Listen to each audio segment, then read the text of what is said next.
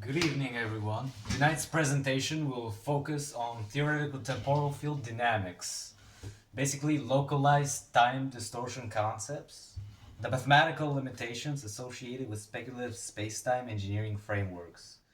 As always, this material is entirely theoretical and conceptual in nature, intended for analytical discussion and physics-inspired exploration only. With that being said, let's begin. Alright, before beginning this presentation, I want to clarify that everything discussed here is entirely theoretical and conceptual. None of these ideas are being presented as completed technologies or physical breakthroughs. The purpose of this study is to explore how modern physics, space geometry, energetic field interactions, and temporal mechanics could theoretically relate to localized time distortion concepts within speculative engineering frameworks. Most people hear terms like time distortion, temporal fields, or localized spacetime manipulation and immediately imagine science fiction. But in theoretical physics, time itself is not treated as some magical force. Time is connected directly to space geometry, gravity, motion, and relativistic effects. So instead of treating time as fantasy, this presentation approaches the subject analytically. The objective here is not here is a machine that stops time. The objective is what would physics theoretically require for localized temporal distortion to even become conceptually possible? Because every advanced concept begins with theoretical groundwork before anything physical is ever considered. And honestly, that theoretical stage is often the most important stage. One of the most important things to understand is that modern physics does not treat time independently from space. According to relativity, space and time are interconnected into what is called spacetime.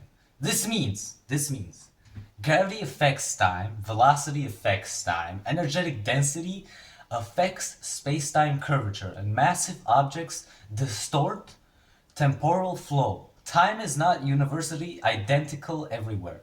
Even right now, clocks on satellites tick differently than clocks on Earth. Gravitational fields slightly affect temporal progression, and relativistic motion alters measured time intervals. This is not science fiction for people who are not into physics. This is experimentally verified physics. However, the effects are extremely small under ordinary conditions. Theoretical temporal distortion studies attempt to explore whether these relativistic effects could ever become localized, amplified, stabilized, or engineered intentionally through controlled energetic systems. That immediately introduces enormous energy engineering challenges. Excuse me for that. Highly excuse myself. Now let's discuss the actual concept itself. A localized temporal distortion field would theoretically involve altering the rate at which time progresses within a confined spatial region relative to its surroundings. Now, not stopping time universally, localized distortion. That distinction matters. It is a highly different concept from universal to localized. In theoretical models, this would likely require intense energetic density, space-time curvature manipulation, synchronized field harmonics, gravitational equivalence effects, and extremely precise energetic stability. The problem is energy. Now, you can still figure this out, but we will be discussing this. The amount of energy theoretically associated with measurable spacetime distortion is enormous, absolutely enormous. Even small relativistic effects require massive gravitational bodies, extreme velocities, or extraordinary energetic conditions. With that being said, you have to understand what I mean by absolutely enormous or even small relativistic effects requirements. So massive gravitational bodies, extreme velocities, or extraordinary energetic conditions. So immediately the concept becomes less about building a machine and more about understanding the energetic thresholds required for measurable temporal influence. This is where speculative engineering begins intersecting with theoretical physics. One theoretical idea involves synchronized resonance systems, which I have made personally. I have taken the liberty of making a temporal field distortion equation. We will be discussing this in continuing of this video. I highly excuse myself because I am currently checking the papers. And this is the formula, as you can quite see. Excuse myself for that pause. As you can quite see in the field, as you can quite see here in the paper, I highly excuse and I do highly apologize for the writing. The writing is a bit, as you can say, shitty, because I have wrote this very fast and I've made this basically 25 minutes before I even made this video. I highly excuse myself. But in the next papers, you will see that it gets better because, yes, as you can quite see. Now, the concept suggests that if multiple oscillatory energetic fields were synchronized precisely enough, they could theoretically influence localized space-time metrics through energetic coherence. Again, purely conceptual, but resonance itself is very real physics. Everything oscillates, particles, electromagnetic waves, quantum systems, energetic fields, atomic structures. Theoretical resonance models attempt to examine whether synchronized energetic oscillation could theoretically stabilize microscopic spacetime perturbations. If I'm saying that right, excuse me if I'm not saying that right. The keyword here is stability, of course, not generation. Stability, because even if microscopic distortions occurred theoretically, maintaining coherence would become extraordinarily difficult. So basically it is kind of difficult, but it isn't. Any asymmetry in energetic distribution, oscillatory synchronization, field harmonics, or energetic pressure could destabilize the entire system. That is why additional equations become necessary, not for appearance, for correction. Advanced systems require advanced mathematical compensation. Now, the temporal perception versus physical time. Before we get into this, I would like to explain that this is all pure theoretical. And this is the energy device. It is quite closely to a tokamak reactor, as you can quite see. But it only uses energetic AC power inside instead of fusion. As you can see again. Now, there is another important distinction. Perceived time versus physical time. Some concepts do not involve altering time itself, but rather altering neurological perception, as you might call it.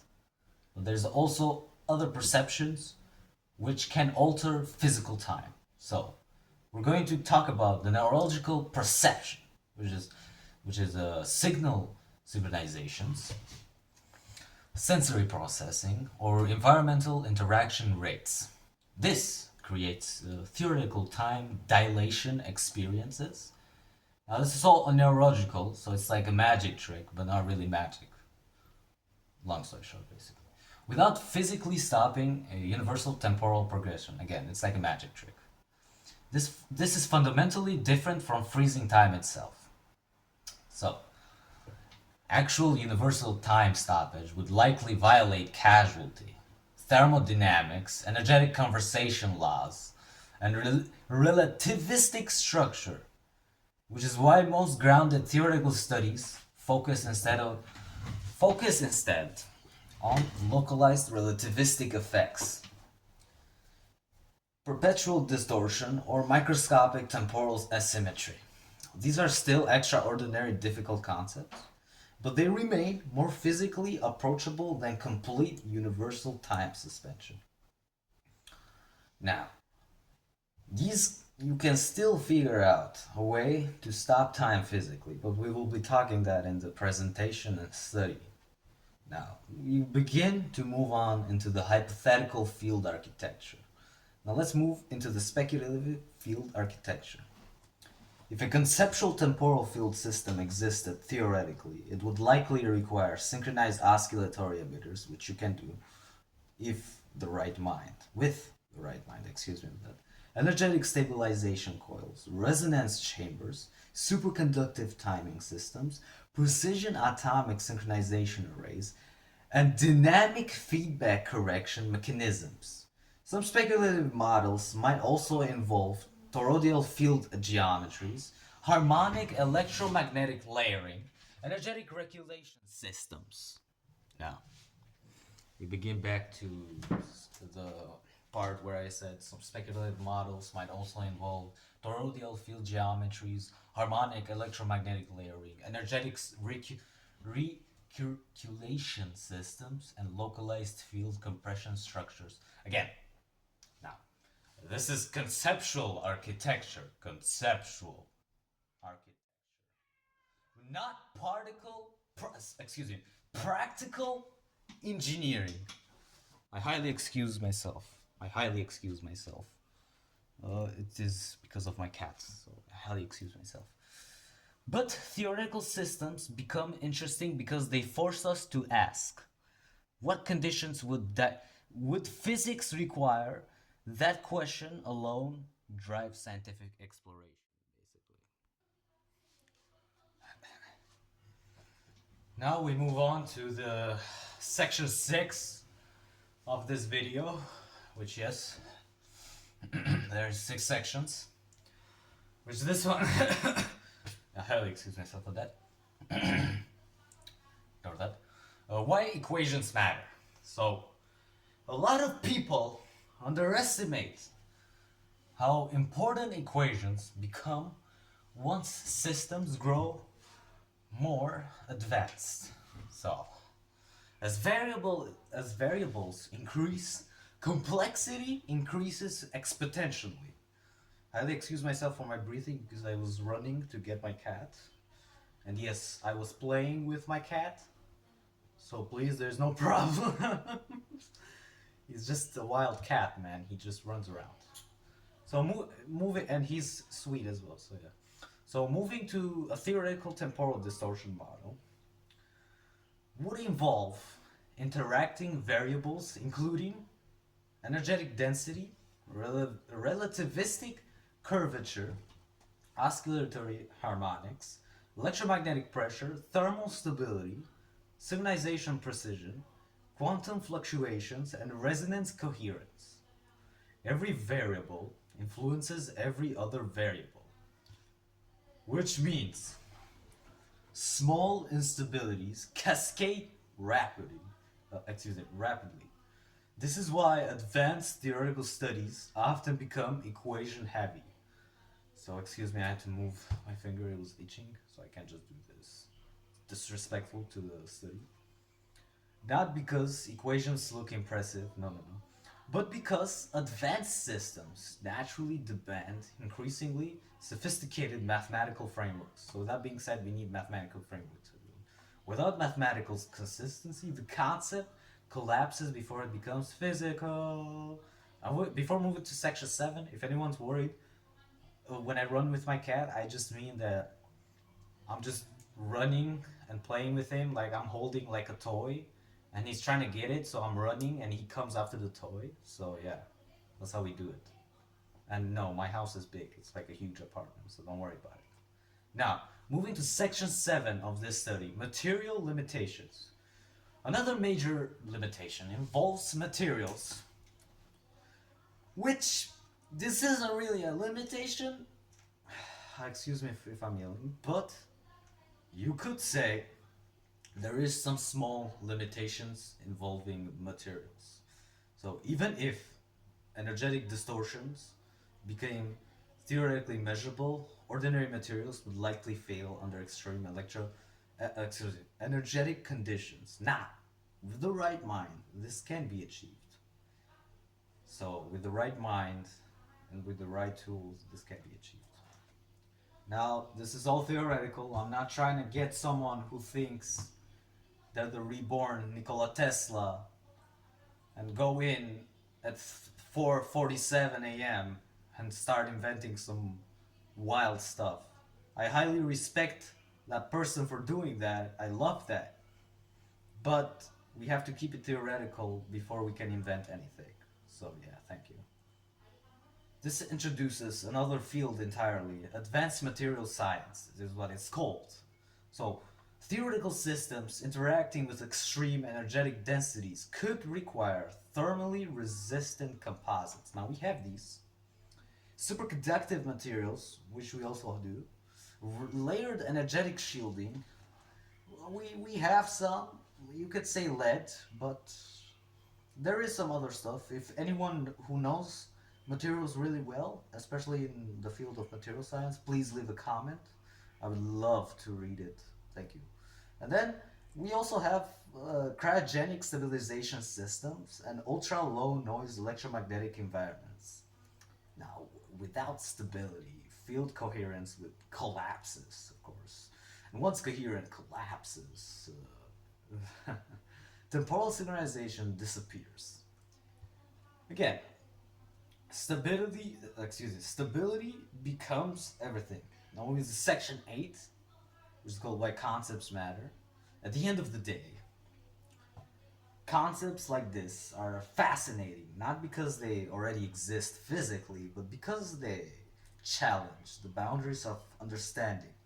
Speculative engineering focuses us, everyone who is in that field, to think what limits physics, what limits materials, what limits energy, what limits stability, what limits space-time manipulation, and so on, moving forward. And most concepts fail under analysis, of course, but again, with the right mind, these can be done. Now, or you could say be, but unfortunately, who am I to say? But occasionally, of course, theoretical exploration reveals entirely new engineering directions. That is how scientific advancement often begins, everyone. Not with certainty, with equations, because equations help us understand the physical object or invention. It's like making a blueprint of the device and the technology of it and then inventing it. So again, equations, the same thing. So, for now, the final conclusion basically, for now, temporal field distortion remains theoretical, but we will still be discussing it. Conceptual, mathematical, speculative, not fantasy pretending to be reality. Although, you can get stuff that are fantasy to make it real, but that's highly unlikely in this video. So, relativity, space-time geometry, energetic systems, resonance behavior, and field dynamics. These are theoretical exploration inspired by these ones. Additional equations, energetic analysis, and conceptual studies will likely be added in future documentations as these frameworks continue evolving conceptually. Now, I am not claiming I have built any inventions in my garage or basement.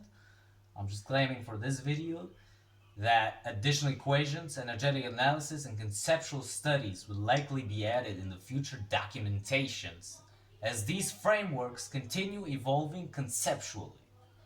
Now, because before advanced technology exists physically, I highly apologize for yelling. It exists mathematically. So basically, what I'm trying to say is what I'm trying to say is basically before it exists mathematically, it exists as a theory. And it exists, before it exists as a theory, it exists as imagination. And sometimes before it exists as imagination, it exists as a, you could say, inspired by something. That is my idea on some stuff. So if anyone wants to comment on this, please be sure. I'd be happy to respectfully respond to that comment, and I love it when someone comments. So basically, what I'm trying to say is that's honestly that's where I think the most interesting part of science begins. Not in claiming impossible things or they exist, right? Not in pretending theory is reality, but in asking difficult questions seriously enough to explore them mathematically.